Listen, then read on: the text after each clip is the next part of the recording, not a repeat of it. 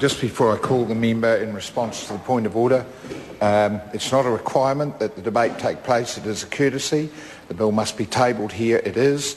The courtesy has been attended to, and within 5 minutes at the very outside the bill will be posted on the government site.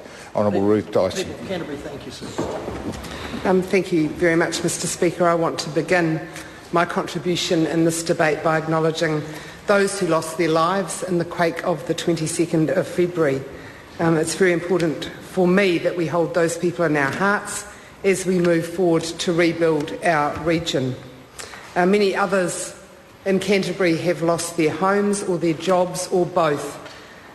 Some still have their jobs, some still have their homes intact, but they've lost their confidence. This legislation is the next chance that we have as a Parliament, and particularly for the Canterbury members of Parliament as local leaders, to light the flame of hope for people in our patch. The Canterbury Earthquake Recovery Bill does a lot of things. It gives extraordinary powers to the Minister and a new multi-agency government department. There will be criticisms, whatever we end up with.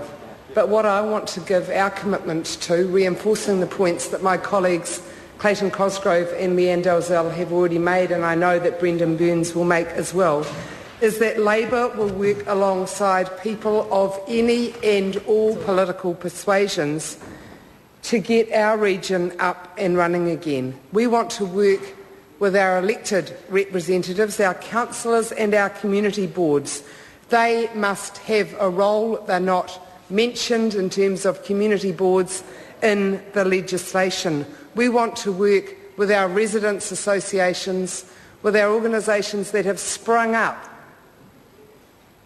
like the many springs that have literally sprung up around our city since the two quakes, but the organisations that have taken up the challenge of supporting members of our community who have needed support. We need to do this together in order to get it right.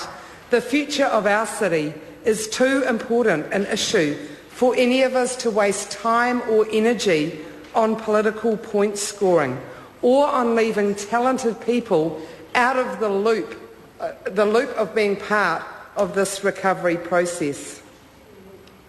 In that vein, I want to urge the Minister to listen carefully to this debate and to listen carefully to the contributions that submitters will make tomorrow.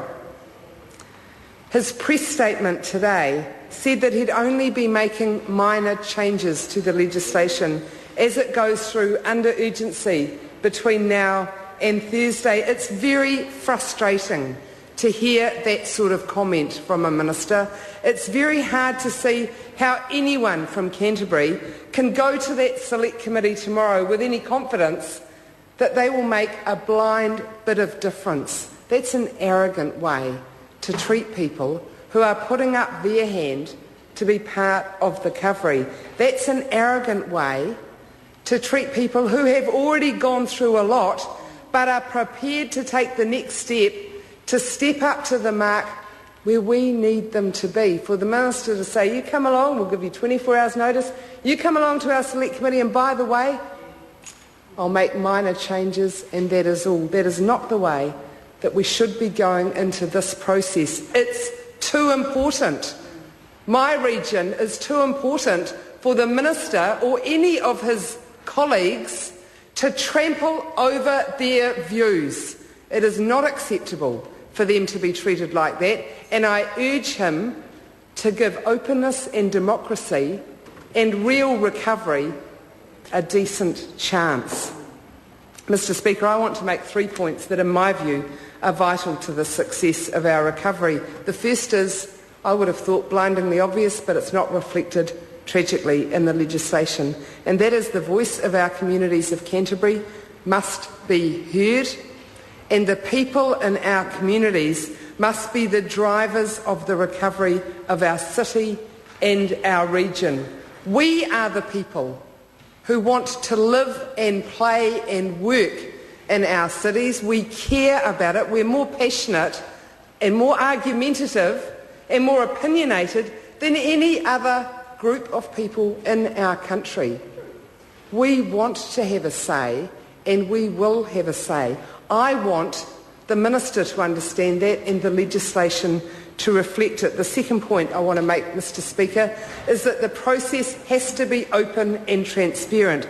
There cannot be any secret deals. There cannot be behind closed doors meetings. There cannot be any feel of suspicion about this. We need an open and transparent process. We need to know what's happening because it's our place that it's happening in. This is our life, our home, our city, our region. We have the right to know what decisions are being made. The fact that we have a multi-agency government department with one minister is not a good start to an open and transparent process. And the third point I want to make is that the recovery must be at a good pace. We'll all have different ideas along the way, but none of us want this to be slow.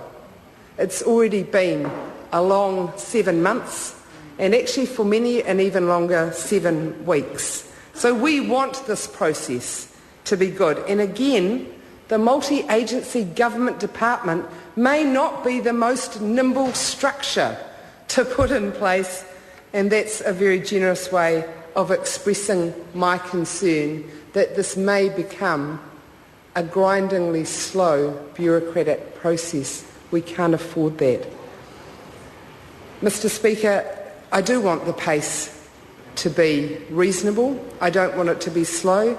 But in my view, it's a much wiser choice to have a considered approach which includes the views and the aspirations of the citizens of our region rather than a rush job that we all live to regret. I know that Minister Brownlee would get the blame for it. And if this was for me a political issue, I'd say go for it because Mr. Brownlee will pay for it. We cannot afford to have that happen.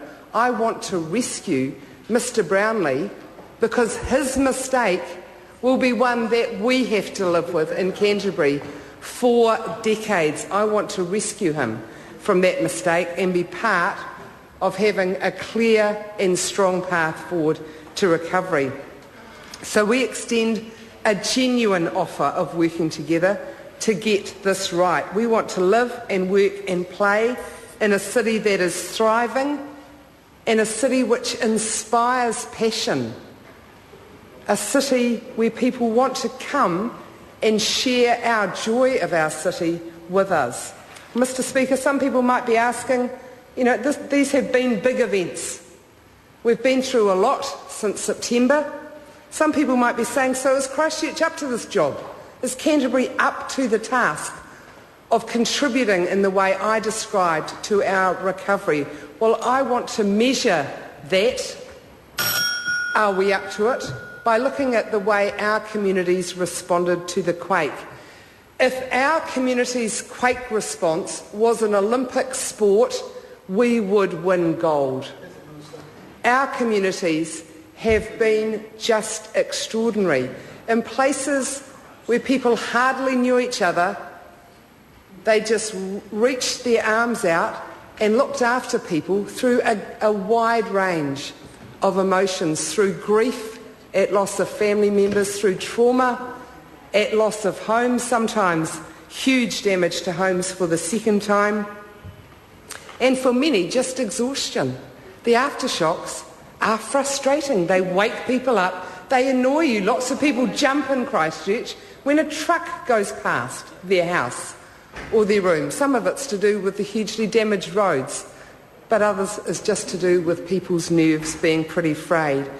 So if you look at the recovery model of having a community-driven response to our future and say, are we up to it, and look at what we did in Canterbury after the quake, we know we can do this. We know we have strong, compassionate, caring and competent people spread throughout our region. We'll get into a competition, I know, when Amy Adams might speak about people in her electorate, because we are quite competitive. We know we have got fantastic people in our electorates, but we are not being competitive politically about this. We want to unite our talent, our passion and our willingness to be part of the recovery. We want to unite that behind legislation that can be amended to give us that choice. Thank you, Mr. Speaker.